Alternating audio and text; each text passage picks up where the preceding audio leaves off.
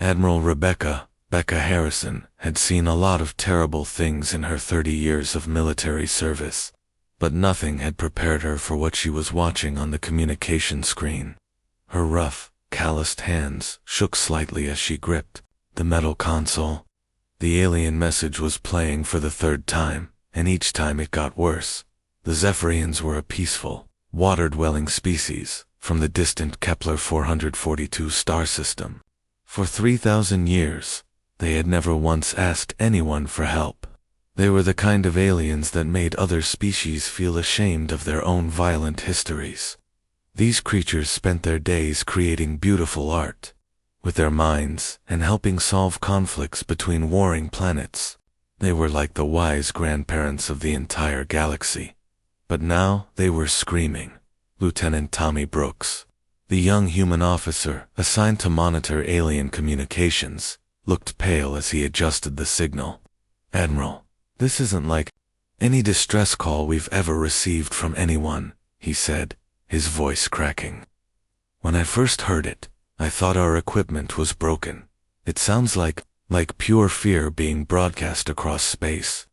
The holographic display in front of them showed broken, scattered images that made Rebecca's stomach turn.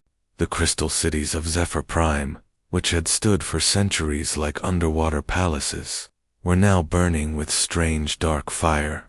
The gentle dolphin-like Zephyrians were swimming frantically through their ruined homes, carrying their children, and trying to escape from something horrible. But the worst part was what they were running from. The images were unclear, but Rebecca could see massive dark shapes moving through the water, systematically capturing the young Zephyrians. Whatever these creatures were, they weren't interested in territory or resources. They were hunting the children specifically. The Galactic Council is already talking about sending their standard peacekeeping forces. Tommy continued, checking his notes. "But Admiral, the Zephyrians didn't send this message to the Council first. They sent it directly to us, to humanity." Rebecca felt a chill run down her spine. The Zephyrians were telepaths, which meant they could sense the true nature of different species across vast distances. If they had specifically reached out to humans, it meant they understood something that the rest of the galaxy preferred to ignore. The other alien species on the Galactic Council liked to think of humans as the newcomers, the rough and primitive species that had only recently learned to travel between stars. They tolerated humanity's presence in galactic politics, but they always made it clear that humans were considered too violent, too unpredictable to be trusted with serious responsibilities. What they didn't like to remember was why humans had developed that reputation in the first place. Rebecca excused herself from the council meeting that was still going on in the main chamber. While the other species debated and formed committees and discussed proper diplomatic procedures, she walked quickly through the sterile white corridors of the space station until she reached a secure communication terminal that very few people even knew existed. Her fingers trembled as she entered a code that she had memorized 25 years ago. During the worst war humanity had ever fought, it was a code she had hoped never to use again. A code that would wake up things that were better left sleeping. The terminal accepted her authorization and connected her to a network that had been silent for decades. Somewhere deep in Earth's ocean, in a facility that officially didn't exist, ancient computer servers hummed to life. Security protocols that had been dormant for a generation began activating. Files marked with the highest levels of classification started moving through quantum encrypted channels, and across the galaxy, in quiet homes and peaceful retirement communities. Old soldiers who thought their fighting days were over began receiving a message that would change everything. The message was simple, just 5 words that carried the weight of humanity's deepest instincts. "The children are crying." Rebecca stood alone in the communication room, staring out at the stars through the station's large window. She knew what she had just set in motion. Soon, the galaxy would remember why the Galactic Council had once banned humans from participating in warfare. It wasn't because humans were weak or cowardly. It was because when something threatened the innocent, humans became something far more dangerous than any alien species was prepared to handle. The Zephyrian children were crying, and humanity was about to answer that cry with everything they had. In a small log cabin tucked away in the mountains of Montana, former Colonel Jake Thompson was splitting firewood behind his house when something strange happened. The old military communicator that had been collecting dust on his kitchen shelf for over 20 years suddenly came to life with a soft beeping sound. Jake paused, his axe halfway through a thick piece of oak. Nobody had used that communicator since the end of the Void Wars. He had kept it only as a reminder of a life he had tried very hard to leave behind. His hands were still covered in wood chips and dirt when he walked inside and picked up the small black device. The message was short, just 5 words, but they hit him like a punch to the gut. The children are crying. Come home. Jake's weathered face went pale. He set down the communicator with shaking hands and stared out his cabin window at the peaceful forest that had been his refuge for 2 decades. He had built this quiet life specifically to get away from war, from violence, from the terrible things he had done in the name of protecting humanity. But those 5 words changed everything. Thousands of light years away, on a small farming colony near the Alpha Centauri star system, retired Major Lisa Rodriguez was kneeling in her garden with her 2 young grandchildren, showing them how to plant tomato seeds. She had moved to this peaceful agricultural world specifically to give her family a better life, far from the conflicts that had shaped her younger years. When her old communicator buzzed in the farmhouse, her 8-year-old grandson ran to "Eat Grandma Lisa, there's a message for you," he called out, not understanding the significance of the device that his grandmother thought she would never need again. Lisa read the message and felt her heart start racing. Her granddaughter tugged on her sleeve. "Grandma, what's wrong? You look scared." Lisa forced a smile and hugged both children tightly. "Nothing's wrong, sweetheart.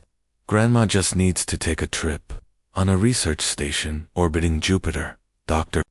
Robert Tank Williams was deep in concentration, working on quantum physics equations that could revolutionize space travel. Tank had always been the smartest soldier in any unit, the one who could figure out alien technology and turn enemy weapons against themselves. After the wars ended, he had devoted himself to peaceful scientific research.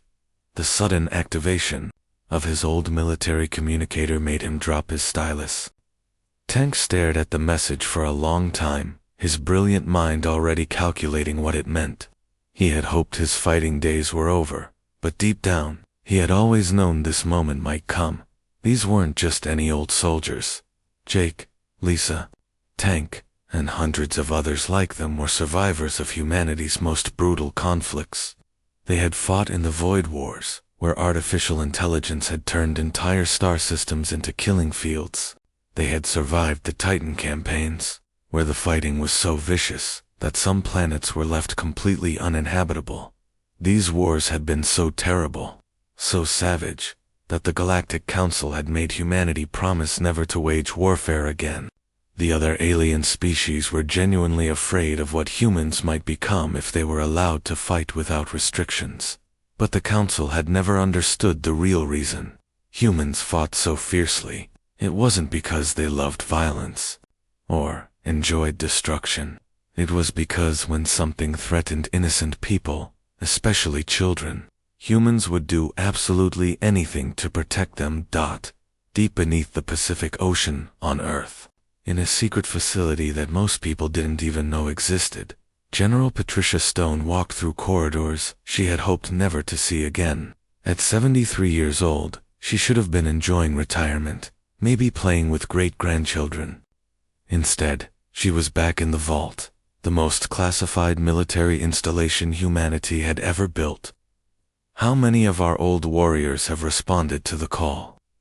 she asked Captain Billy Hayes, her young aide, who was nervously checking computer screens. Billy looked up from his tablet, amazement clear in his voice. "General, we've contacted 412 veterans from the old wars. Every single one of them is already on their way home to Earth. Stone nodded slowly. She wasn't surprised. Protocol Omega had been designed for exactly this situation. When something threatened innocent children, humanity would activate its most dangerous protectors. These men and women had given up their peaceful lives the moment they received that message. The retired soldiers were coming home, and when they arrived, the galaxy would remember why the Galactic Council had once been so afraid of human warfare. The Zephyrian children were still crying somewhere in the darkness of space. But soon they would have protectors unlike anything the universe had ever seen. The briefing room aboard humanity's flagship, the UES Retribution, was dead quiet. 50 of the most dangerous humans who had ever lived sat around a massive metal table, studying intelligence reports that would have given nightmares to ordinary people. These were the survivors of wars, so brutal that most civilizations would have collapsed under the weight of such violence. Jake Thompson sat near the front, his farmer's tan, looking out of place among all the military uniforms. Next to him, Lisa Rodriguez quietly cleaned her fingernails, a nervous habit she had developed during her years of combat. Tank Williams was already analyzing tactical data on his tablet, his scientific mind working through possible battle scenarios. But even these hardened warriors looked disturbed by what they were seeing on the holographic displays. General Stone stood at the front of the room, her gray hair pulled back in the same military style she had worn for 50 years. Despite her age, she still commanded respect from every person in that room. These soldiers had followed her through hell itself, and they would do it again without question. The enemy calls themselves the Devourers, Stone began, her voice carrying easily through the silent room. In the past 100 years, they have completely destroyed 47 different civilizations. When I say destroyed, I don't mean conquered or enslaved. I mean they left nothing alive. Entire star systems turned into graveyards. She activated a holographic display that showed the path of destruction across multiple galaxies. Each red dot represented a dead world, a civilization that had been wiped from existence. But here's what makes them different from every enemy we've ever fought, Stone continued. They don't want territory. They don't want resources or technology. They harvest living beings for food. They prefer children because young minds are easier to process. Commander Rebecca Mitchell, who had lost half her body fighting machines during the Void Wars and replaced those parts with advanced cybernetics, leaned forward in her chair. Her mechanical eye glowed softly in the dim light. General, we've faced machine intelligences that wanted to delete all organic life. We've fought aliens who saw humans as nothing but animals. What makes these Devourers so special? Colonel Robert Ghost Anderson, a man so pale and thin that he looked like he might disappear if the lights dimmed further, answered before Stone could speak. Because they've never lost, Rebecca. Not once. Every species they've encountered either surrendered immediately or got wiped out within a few days. They don't even know what real resistance looks like. Captain Jennifer Walsh, the tactical genius who had saved Earth during the siege of Europa, studied the three-dimensional battle map floating above the table. Her sharp eyes traced the movements of Devourer ships around the Zephyrian homeworld. The Zephyrians are trying to fight back, Jennifer observed, pointing to small blue dots moving frantically around the larger red ones. But they're not built for war. They're pacifists trying to use meditation techniques against creatures that see them as livestock. They're buying time with their lives, hoping someone will come to save their children. Stone activated another display, this one showing the massive human fleet that was assembling around Earth. The ships had names that still made enemy species nervous. Even decades after the wars had ended: Vengeance, Reckoning, Final Warning, Never Again, and dozens of others. The Galactic Council made us promise to stay out of warfare, Stone said, her voice growing harder. They said humans were too dangerous, too unpredictable. They were afraid of what we might become if we were allowed to fight without restrictions. Major Thomas Hammer Bradley, whose face was covered in scars from a dozen different battles, cracked his knuckles loudly. The sound echoed through the quiet room like gunshots. Sounds like they're about to get a reminder of why they were so scared of us in the first place. Lisa Rodriguez looked up from her hands and spoke for the first time since entering the room. General, my grandchildren are safe on Alpha Centauri because we fought those wars. But there are other children out there right now, alien children, who are just as innocent, just as precious. The Devourers picked the wrong species to harvest. Tank Williams closed his tablet and looked directly at Stone. General, I've been analyzing their technology and tactics.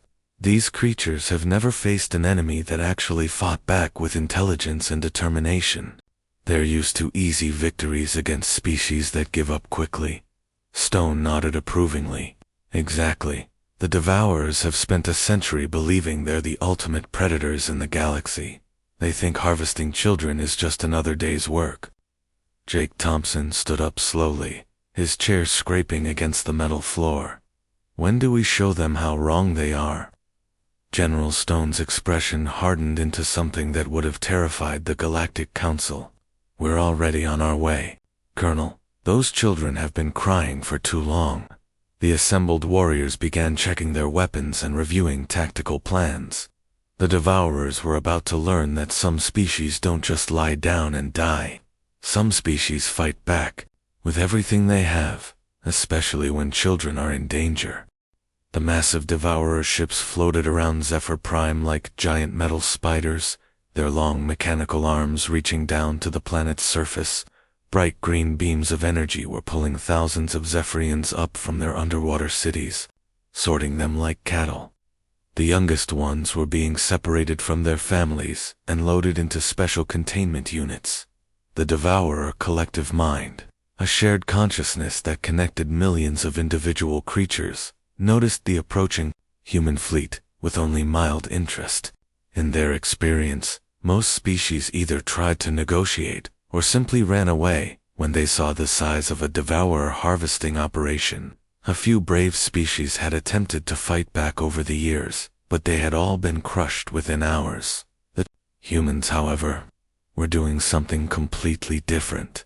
Instead of sending diplomatic messages or fleeing in panic, the human ships spread out in a pattern the Devourers had never encountered before. It wasn't a defensive formation designed to protect their own vessels.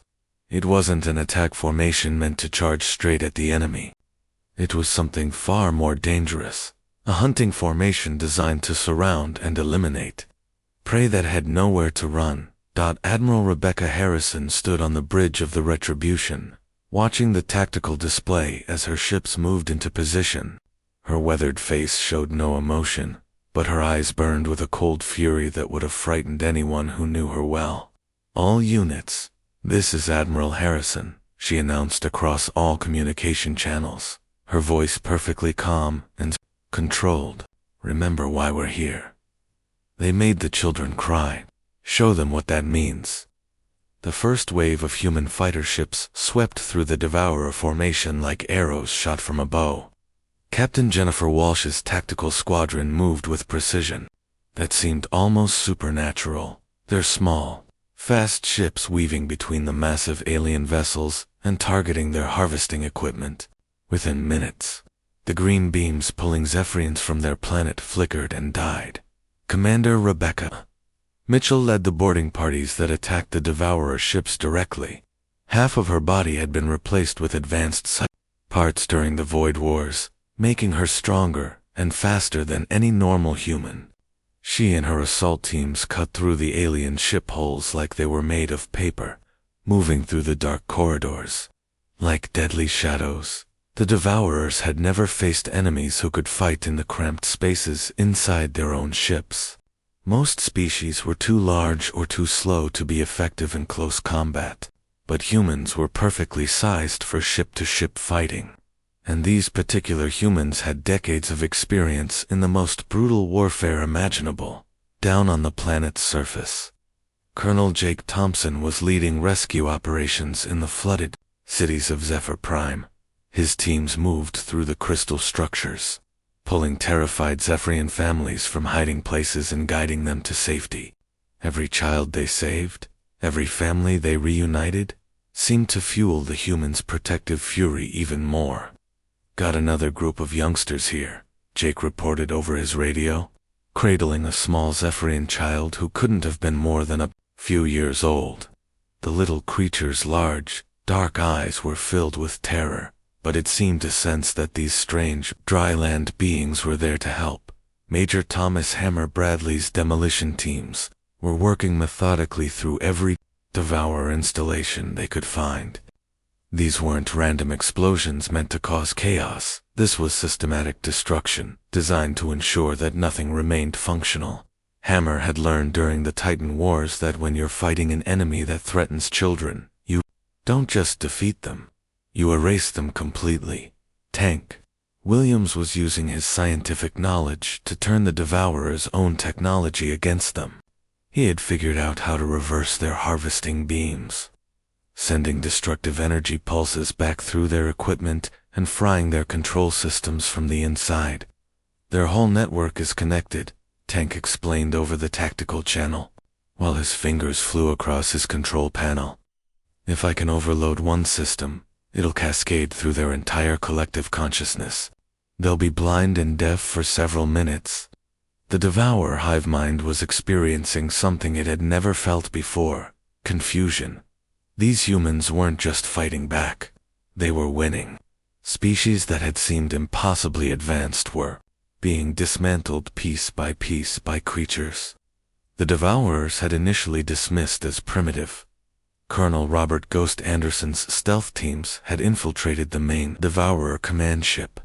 Moving like pale death through the alien corridors, they systematically eliminated the creature's leadership structure. Ghost had perfected the art of silent warfare during humanity's darkest conflicts, and he used every skill he had learned. "Devourer. Command vessel neutralized," Ghost reported, his voice barely above a whisper. "No survivors. Confirmed kills on all harvesting platforms," added Captain Walsh from her fighter squadron. Within 6 hours, the battle was over. But it wasn't just a victory, it was complete and total annihilation. Every Devourer ship had been destroyed or captured. Every piece of their technology had been either taken for study or reduced to scrap metal. The creatures that had terrorized 47 civilizations had been wiped out, so thoroughly that future historians would struggle to prove they had ever existed.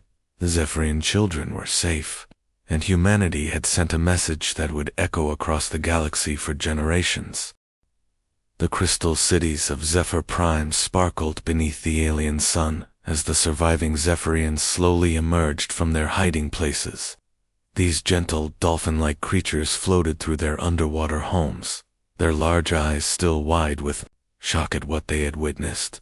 Through their telepathic abilities, they shared their amazement and overwhelming gratitude with each other, creating waves of emotion that rippled through their entire civilization. The human soldiers were still working around the clock, 3 days after the battle had ended. They weren't celebrating or resting on their victory. Instead, they were methodically searching every asteroid, every moon, every piece of space debris in the entire star system to make absolutely certain that not a single Devourer had survived. Jake Thompson's team had just finished checking the 7th moon of the gas giant when his communicator crackled to life. "Colonel, this is Hammer Bradley. We found something you need to see." Jake floated over to where Major Bradley was standing next to what looked like a small Devourer escape pod, hidden inside a crater on the moon's dark side. The pod was damaged but still functional. "There's one of them still alive in there," Bradley reported, his scarred face grim. "Probably thought it could hide until we left, then call for reinforcements." Jake studied the readings on his scanner. "Not anymore," he said simply, and activated the pod's self-destruct sequence. The small explosion lit up the crater for a few seconds, then everything was silent again. This wasn't cruelty or revenge. This was the methodical elimination of a threat that had proven it would never stop hunting children. The humans had learned long ago that some enemies could never be negotiated with, never be reformed, never be allowed to survive. Back on Zephyr Prime, Elder Coral, the ancient leader of the Zephyrian people, was meeting with Admiral Harrison in one of the few crystal chambers that hadn't been damaged during the attack. The elderly Zephyrian moved slowly through the water-filled room, her wise eyes studying the human commander with obvious curiosity. "I must ask you something," Elder Coral said through the translation device that allowed her to speak to air-breathing species. "Your people showed such intensity during the battle, such protective fury. In all my centuries of life, I have never seen any species fight with that level of ... passion. Why?"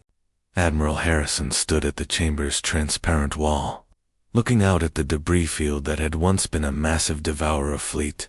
Thousands of pieces of alien metal drifted slowly through space, all that remained of the creatures that had terrorized 47 civilizations. "You have children, Elder Coral," Harrison replied, her weathered face reflecting years of difficult decisions. "So do we. When children cry for help, humans answer. It's really that simple." The elderly Zephyrian floated closer to the human admiral, her telepathic senses picking up something that amazed her. "You feel no pride in this victory, no satisfaction in defeating such a powerful enemy. All I sense from you is relief that the young ones are safe." Harrison nodded. "We didn't come here to prove how strong we are. We came because innocents were in danger. Now that they're safe, we just want to go home." Light years away, the representatives of the Galactic Council sat in stunned silence as they reviewed the recordings of the battle. Every moment had been captured by their monitoring stations, from the first appearance of the human fleet to the systematic destruction of every devourer vessel. Ambassador Thielen, a tall insect-like creature from the Centauri system, finally broke the silence. "Now I understand why we banned humans from galactic warfare 25 years ago. Because they were too violent?" asked Ambassador Kelm, whose species had always prided themselves on their advanced military technology. "No," Thielen replied, his compound eyes reflecting the light from the holographic displays. "Because they were too effective. Look at these recordings. The Devourers had never lost a battle in over a century. They destroyed 47 civilizations, and the humans eliminated them completely in less than 6 hours." As the human fleet prepared to leave the Kepler 442 system, General Stone recorded a message that would be transmitted to every member of the Galactic Council. Her voice was calm and professional, but there was something in her tone that made every alien representative pay careful attention. "The Zephyrian children are safe," Stone announced. "Humanity is returning to our quiet lives. But understand this, we are always listening, always watching. Make no mistake about what we are capable of when innocent beings call for protection." Over the following weeks, the human warriors scattered across the galaxy, returning to their peaceful existences. Jake Thompson went back to his cabin in the Montana mountains, where he resumed chopping firewood and tending his small garden. Lisa Rodriguez returned to her farming colony near Alpha Centauri, where her grandchildren were waiting with questions about where she had been. Tank Williams went back to his research station orbiting Jupiter, diving once again into quantum physics equations. But now his work had a new purpose, developing better ways to detect threats to innocent civilizations before they could cause harm. But across the galaxy, something fundamental had changed. Every species now understood that humanity's greatest strength wasn't their advanced technology or their clever battle tactics. It was their absolute willingness to become monsters when necessary, to protect those who couldn't protect themselves. The Devourers were extinct, their hive minds silenced forever. Their ships were scrap metal, their harvesting technology destroyed, their very existence becoming nothing more than a cautionary tale told to young aliens who thought the universe was a safe place, and somewhere in the depths of space, humanity's guardians waited patiently in the shadows, ready to answer the next cry for help.